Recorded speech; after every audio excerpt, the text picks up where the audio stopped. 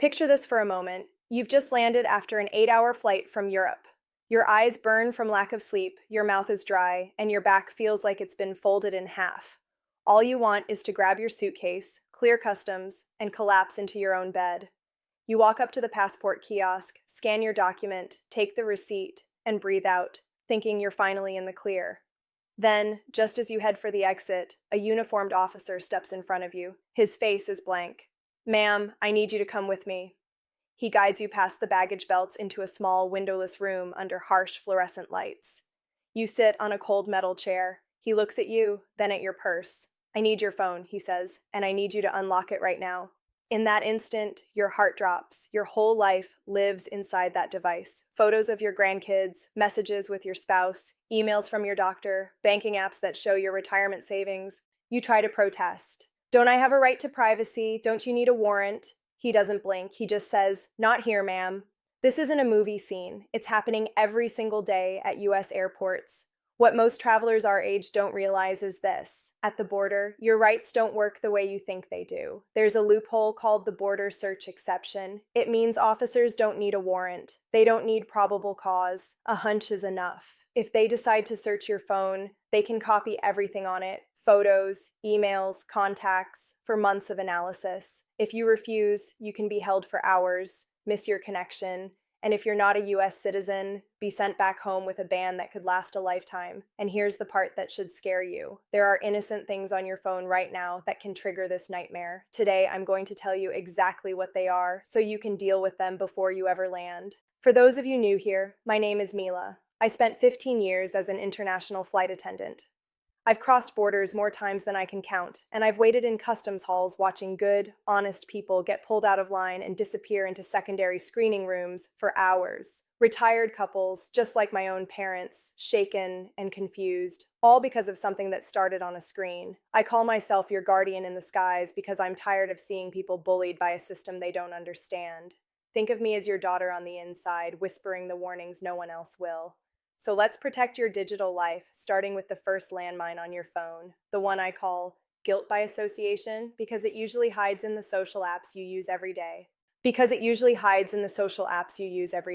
need to talk about things like Facebook, Instagram, TikTok, Telegram, even those random groups you joined years ago and forgot about. You might think, "Mila, I only watch cooking videos and funny cats." That doesn't matter. What matters is how the customs and border protection systems read your digital connections. When they scan your phone, they're not just looking at what you post, they're mapping your entire network. Who are you friends with? Who follows you? What groups do you belong to? And here's the terrifying truth. In their eyes, you are responsible for the digital behavior of everyone you're connected to. I'll never forget a retired teacher named Barbara on one of my flights from London. Sweet, gentle, the kind of woman who brings candy for the crew. She was pulled into secondary screening and held for 4 hours. Why? Because on her Facebook list was a former student she hadn't spoken to in 20 years. That young man had moved overseas and started posting radical political content that landed him on a watch list. Barbara had no idea. But because she was still digitally linked to him, the system flagged her as an associate. They grilled a 70-year-old grandmother about politics until she was in tears. Deleting the app icon isn't enough. The data still lives inside your phone. Before any international trip, you need to do a social media audit. Open every app. Go through your friends and followers. If there is anyone you don't actively know and trust today, unfriend them, especially people from your distant past or from volatile regions. Check your groups. If it's political, heated, or has a controversial name, leave it. For apps under heavy scrutiny like TikTok or Telegram, the safest move is to delete your account entirely before travel, then delete the app. You can rebuild it when you get home. Just removing the icon doesn't break the link to your profile. The second major trigger is money. Nothing catches an agent's attention faster than the suspicion you're moving funds across borders. Crypto apps like Coinbase or Binance are giant red flags. To you, it might be a few $100s your son bought you as a gift. To them, it looks like an untraceable wallet that could hide millions. The presence of the app alone can be enough for them to demand you unlock it and show balances. The same goes for foreign bank apps. Even a small old pension account can look suspicious on a US phone. I saw a man once who had sold a small condo in Mexico. The money was wired, not in cash, but he still had the Mexican bank app. When agents saw a large pending balance, they detained him for 6 hours, accusing him of hiding assets. He nearly had the money seized while they investigated. So you must sanitize your phone of financial complexity. Log out of and delete any crypto apps before you fly. Reinstall them later. Do the same for foreign bank apps you won't need on travel days. Then open your photo gallery. Delete screenshots of bank statements, photos of checks, anything financial, and don't forget the recently deleted folder. Empty it. Your phone should look financially boring. We've cleared social links and money traps, but there's another category almost every health-conscious senior carries without thinking, and it can be just as dangerous when an agent starts scrolling. And that danger lives in your health photos and medical apps. As we get older, our phones quietly turn into little medical filing cabinets. Pictures of prescription bottles, screenshots of test results, x-rays, photos of scars after surgery, reminders from hospital portals. It feels smart to keep them handy. But at the border, a CBP agent sees something very different. They see risk. If you are not a U.S. citizen, they can deny entry if they believe you might become a public charge, meaning a medical problem could land you in an American hospital that you can't pay for. A few photos suggesting recent surgery or a serious condition can be enough for them to decide you're a liability. I saw this happen to a British woman flying to Florida to visit her sister. She had back surgery months earlier and kept photos of her x-rays and healing scar to show family. During a phone search, an agent found them and started questioning her hard. Are you fit to travel? Who pays if something goes wrong here? Do you have insurance for pre-existing conditions? She got flustered. That was all it took. They denied her entry and put her back on a plane to London. Her holiday ended before it began.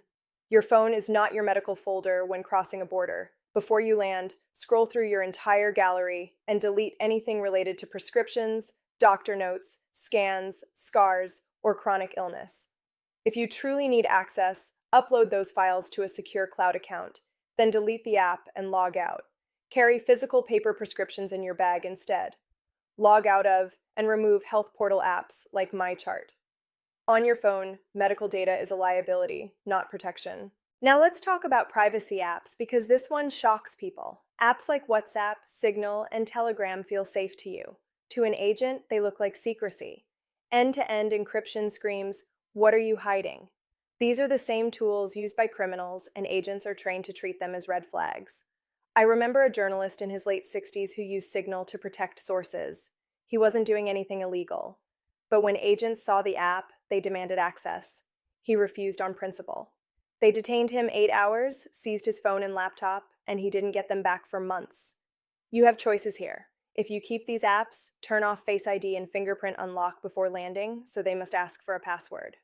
Archive sensitive chats so they're not visible at a glance. But the safest move is to back everything up to the cloud, delete the app before you cross, and reinstall later. It removes the red flag entirely. And here's the trap most tech-savvy travelers miss. You think you deleted things. You didn't. Photos go to a recently deleted folder for 30 days. Agents check there first. Even worse, your cloud. iCloud and Google Drive keep copies of files long after you tap delete. I saw a man whose old divorce emails resurfaced because an agent searched keywords in his Gmail.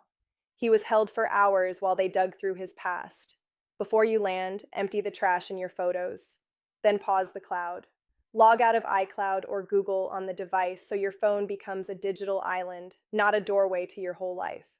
We've cleared your social ties, your money, your health, and your private chats. But there's still one more hidden danger for retired professionals who think they're done with work. That danger is your old professional life living quietly on your phone. Many of you still sit on boards, consult, or keep your old work email out of habit. But if your device holds client files, patient data, contracts, or confidential messages, handing it to a border agent could break NDAs you signed years ago. The agent doesn't care. But your former employer or clients might, and you could face legal trouble later for letting sensitive data be exposed. You need to quarantine your work world. If you use an iPhone, turn on guided access before you hand over your phone.